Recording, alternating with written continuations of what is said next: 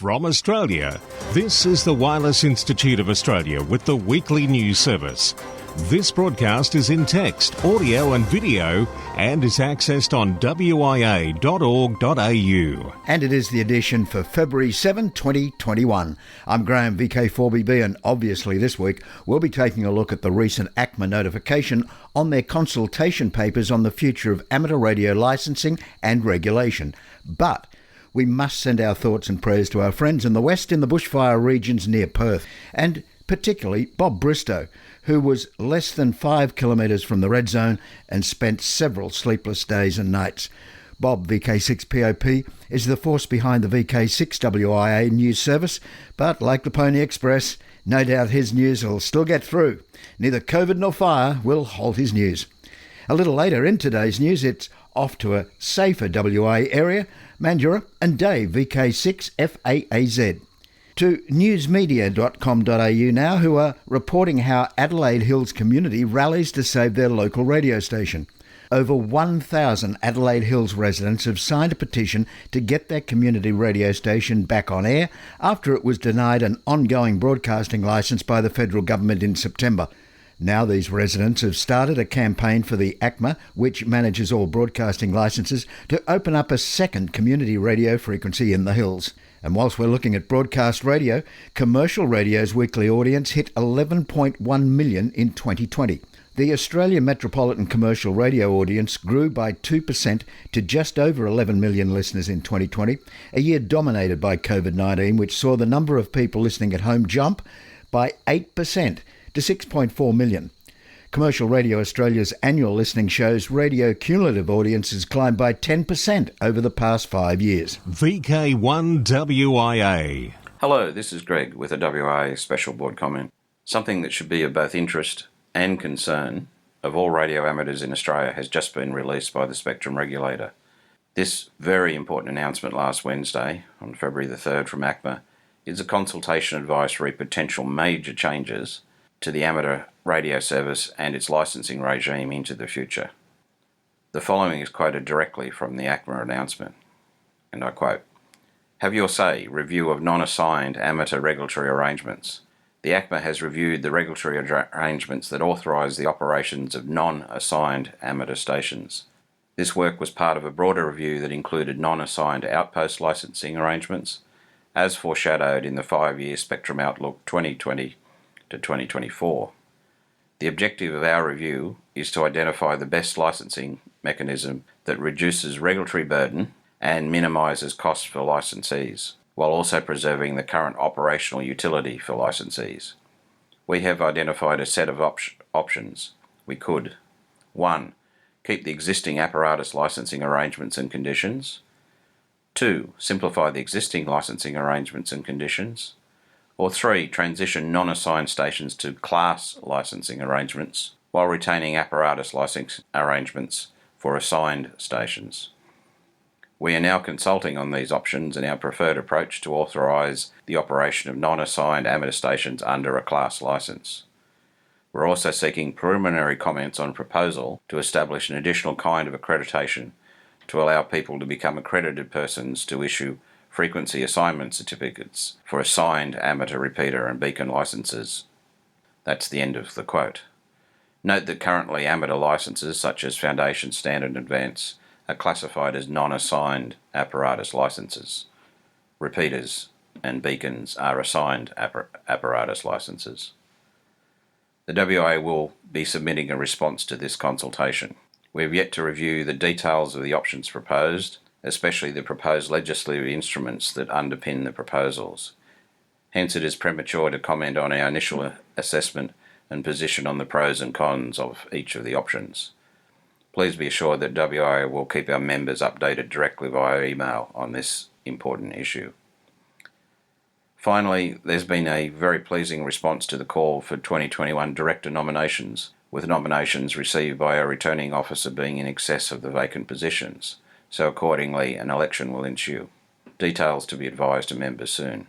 The WIA, now 110 plus years young, can only continue to support the amateur radio community with your support. If you have a real passion for the future of amateur radio, the WIA needs you. Until next time, This is Greg, VK2GPK. Now, international news with Jason, VK2LAW. Hello, we begin this week with news from Australia. For this story of an Australian with an Indian twist, we visit the Times of India, who take us to Kolkata. Once known as Calcutta, its official name until 2001, it's the capital of the Indian state of West Bengal. The city is approximately 80 kilometres west of their border with Bangladesh. Now, enough of the history and geography story, and on to this story of ham radio finding a missing person, a bit of an everyday occurrence for members of the West Bengal Radio Club. A 69-year-old man of Indian origin who was rescued from the streets of Kolkata a few weeks ago and admitted to hospital has turned out to be an Australian citizen. Thanks to amateur radio operators, the Australian High Commission in India has been contacted and efforts are on to track down his records and family. The only document he possesses is a photocopy of a registration certificate declaring him an overseas citizen of India. A few days ago, Health Department officials, who know of our work in tracing down the families of lost people, got in touch and told us about the man. It came to light that the man is Ashoki Chakravarti from Sydney, Australia, said Ambarish Nagbiswa's secretary, West Bengal Radio Club. The Hams say it's possible that Chakravarti worked at the branch of a nationalised bank in the Darjeeling district before moving to Australia. We received calls from the Australian Deputy High Commissioner's office. The official spoke to the patient, who speaks fluent English, and says that he's from Australia but doesn't remember his address there. When asked whether he seeks assistance, he demanded that he be reunited with his relatives in Australia, an official at the state-run hospital said. When contacted, a source at the Australian Deputy High Commissioner's office in Kolkata said that efforts are on to find out more about Chakravarti. To Taipei now, signals received from Taiwan's CubeSats. The Taipei Times reports amateur radio operators have received signals transmitted by Taiwan's two new CubeSats, which are called USAT and IdeaSat, and were launched by SpaceX on the 24th of January. The newspaper says, by noon January 25th, overseas amateur radio operators received signals transmitted by the two CubeSats with correct and corresponding signal frequencies, intervals and coordinates, said NCU Department of Space Science and Engineering Professor Lauren Chang, who oversees the IdeaSat project. That shows the two CubeSats are operating, Chang said. To South Africa now, crowdfunding for SARL Next Generation beacons. In addition to AMSAT SA's financial contribution to the SARL Next Generation Beacon Fund, the group has started a crowdfunding campaign on its PayFast platform. Donors will be recognised on the SARL and AMSAT SA websites, as well as receiving a confirmation email. The first Next Generation beacon will be installed at Bethlehem, replacing the analogue beacon, and was fully funded by the SARL. The next two beacons for which funding is required will be installed in Cape Town and northern Karoo. To Europe now, in France, French Defence Ministry has a tender out for radio jammers that can be drone-mounted. The government's Defence Innovation Agency has put out a request for proposals in search of a small, low-power warfare device that can find radio communication transmitters while mounted on a fixed or rotary wing drone and possibly disable the signals through jamming. The devices are expected to be capable of detecting any number of transmitters operating between 30 MHz and 6 GHz. Amateur Radio Newsline say bidding is being limited to companies within the European Union. To Denmark now, listen out for a rather long call sign, Oscar Victor Zero Jutlandia. When the Korean War broke out in June 1950, Denmark pledged to assist the United Nations Command by providing humanitarian aid to the Allied forces. Medicinal products were made available very quickly, and it was agreed Denmark would also send a hospital ship. In the autumn of 1950, EAC agreed to make Jutlandia available to the Danish government, and after rebuilding, the ship departed in January 1951, heading for Korea. On the occasion of the 70th anniversary of this event, experimental Danish radio amateurs have activated a special radio station with the call sign Oscar Victor Zero Jutlandia. From the 1st of February to the 31st of March, this call sign is active on most amateur radio bands, with CW, SSB, RTTY and other digital modes available. All HF bands, including WIA bands, and all modes can be used. EDR, the Danish National Society, is awarding a special diploma that radio amateurs around the world who qualify can apply for. And rounding up this week's international news, to the USA, for years Facebook has been developing a technology to improve the way data is organised and routed in wireless networks. That technology is now being integrated into commercially available 60 GHz small cell base stations. And if service providers sign on, it could soon help deliver over-the-air internet to homes and businesses around the world. The Facebook technology, called Telegraph, provides a way for a cluster of base stations broadcasting at 60 GHz to autonomously manage and distribute traffic amongst themselves.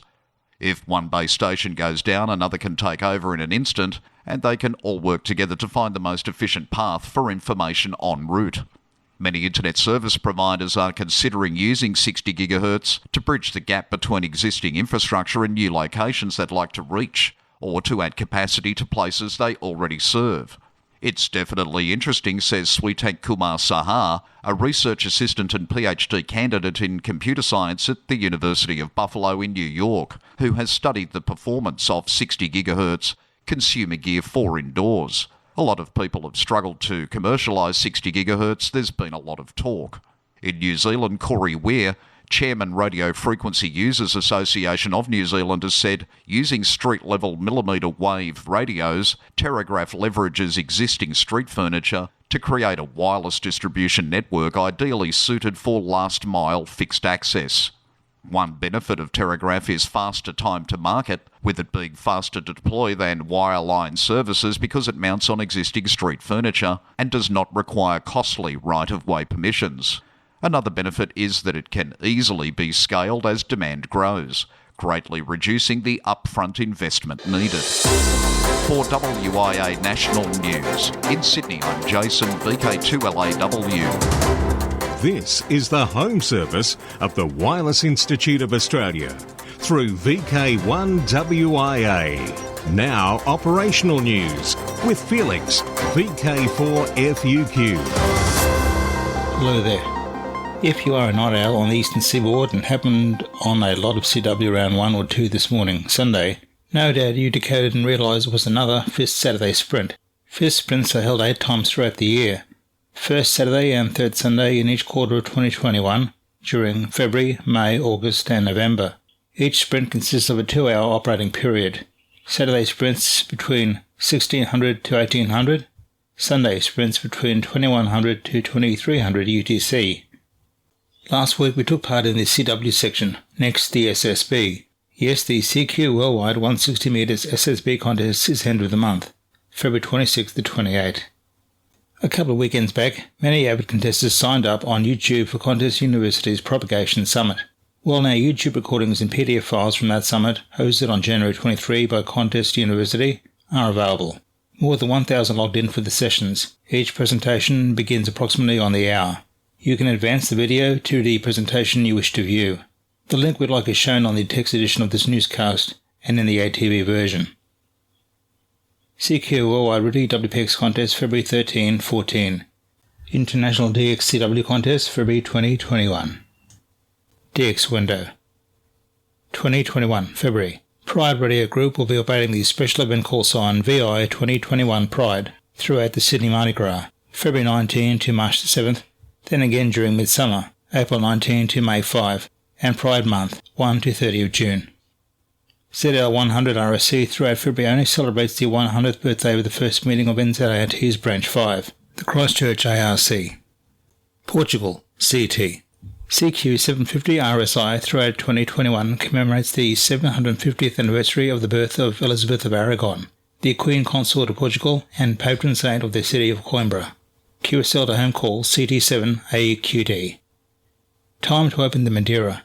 Active will be CT9-DD8ZX and CT9DJ9KM from Madeira Island, an autonomous region of Portugal, comprising 4 islands off to the northwest of Casablanca and Marrakesh, North Africa.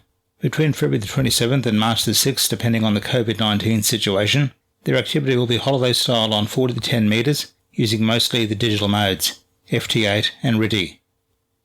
Netherlands.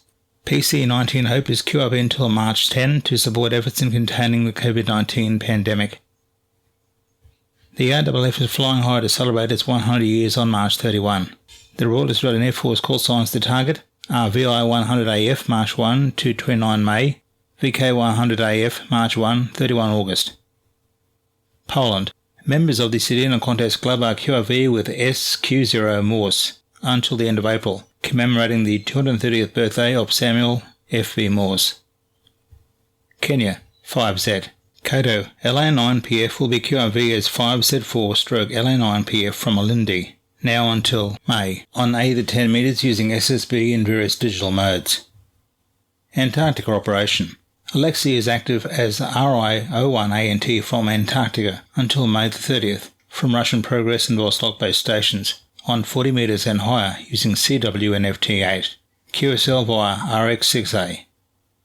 To celebrate the 40th anniversary of the International Police Association Radio Club, IPARC, of Switzerland, look for special event station HB40 Police to be active until December 31st this year on 160 to 6 metres.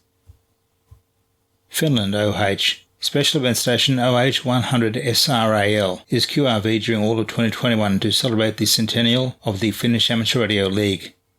For VK1WIA National News, I'm Felix, VK4FUQ in Ingham. In special interest group news today, we'll be joined by Col, and in case you tuned in late and missed President Greg, we'll need a note later, we'll take this news out with Lee Moyle, WIA Vice President. Now, special interest group news with Col, VK3GTV. And first up, it's Final Frontier. RADFX Sat-2 signals detected as AMSAT engineering continues to assess status. Following on from our story last week on January 27th, Brad, W5SAT, reported copying his CW signal back weekly via the RADFX Sat-2 transponder. AMSAT Engineering and Operations confirmed these reports and determined that RADFX Sat-2 is partially functioning, though signals are extremely weak. At this point in time, it's essential to not attempt transmitting through the transponder until further notice. This is very important to the next steps AMSAT are taking.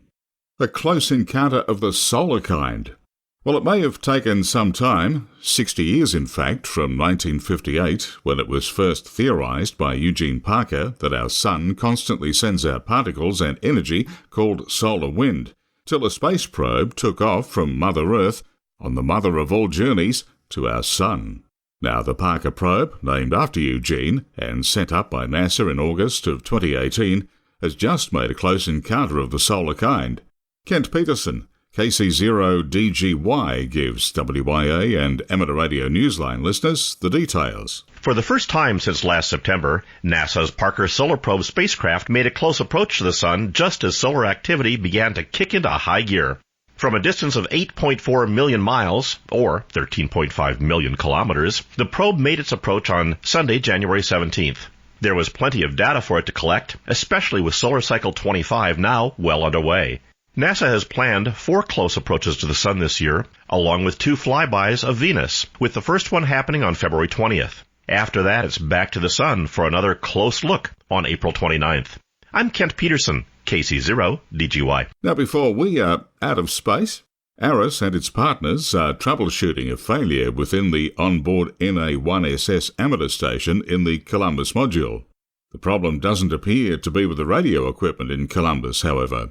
ARIS realised the problem when a contact with a school in Wyoming between ON4 ISS on Earth and astronaut Mike Hopkins, KF5LJG at NA1SS, had to abort when no downlink signal was heard.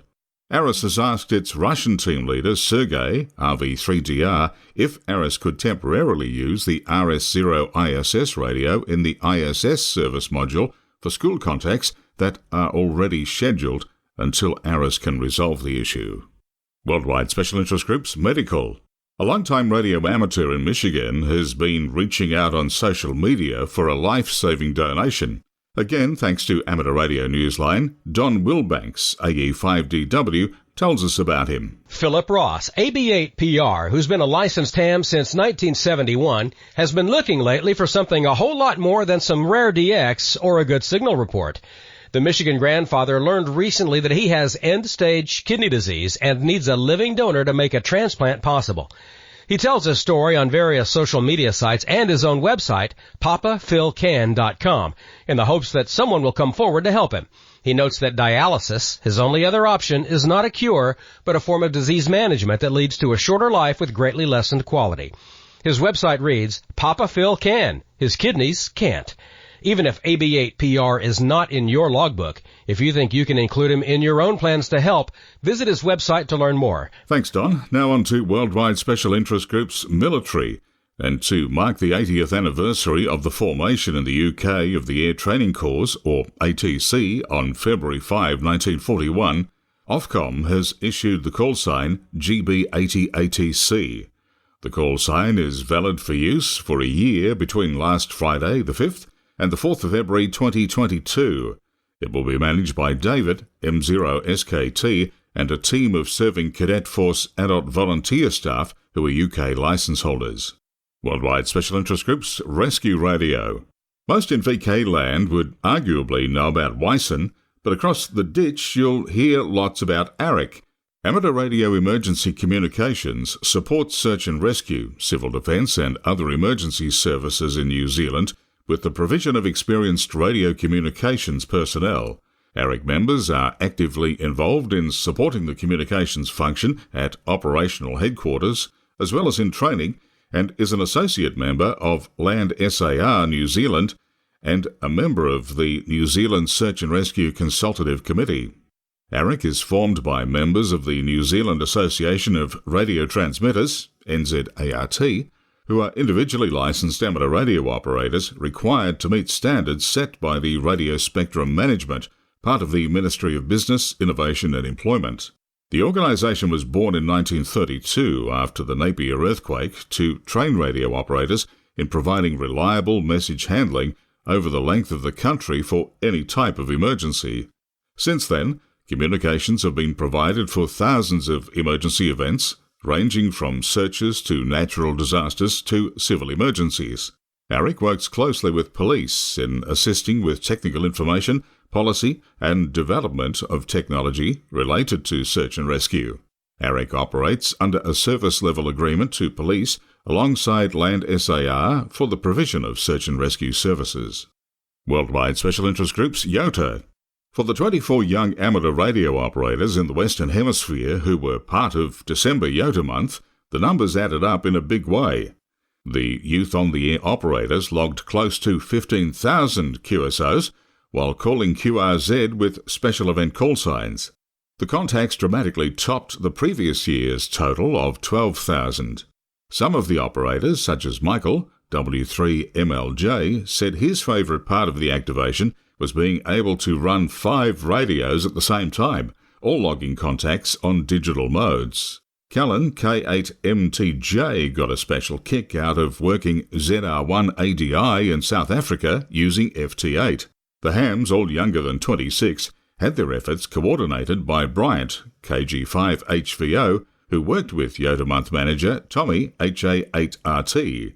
The event was a prelude to the first YOTA camp to be held in the Western Hemisphere, planned for July 11th through to the 16th. Now you're up to date with the latest Worldwide Special Interest Group news. I'll have more next week. Catch you then. I'm Cole, VK3GTV. From Australia, this is the Wireless Institute of Australia with the weekly news service.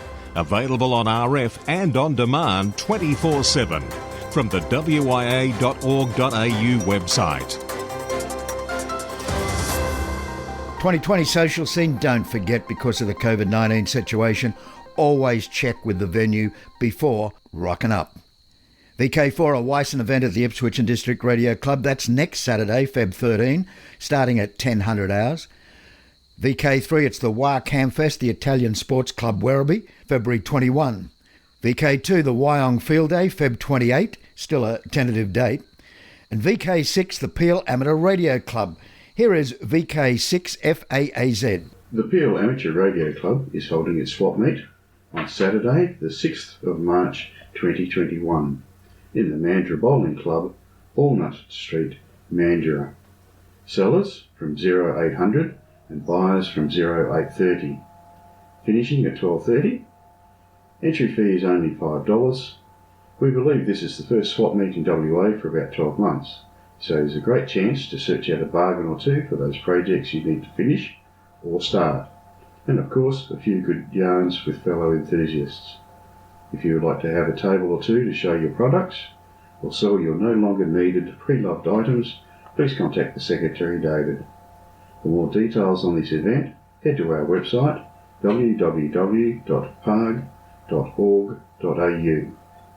That's www.parg.org.au and go to the What's New page.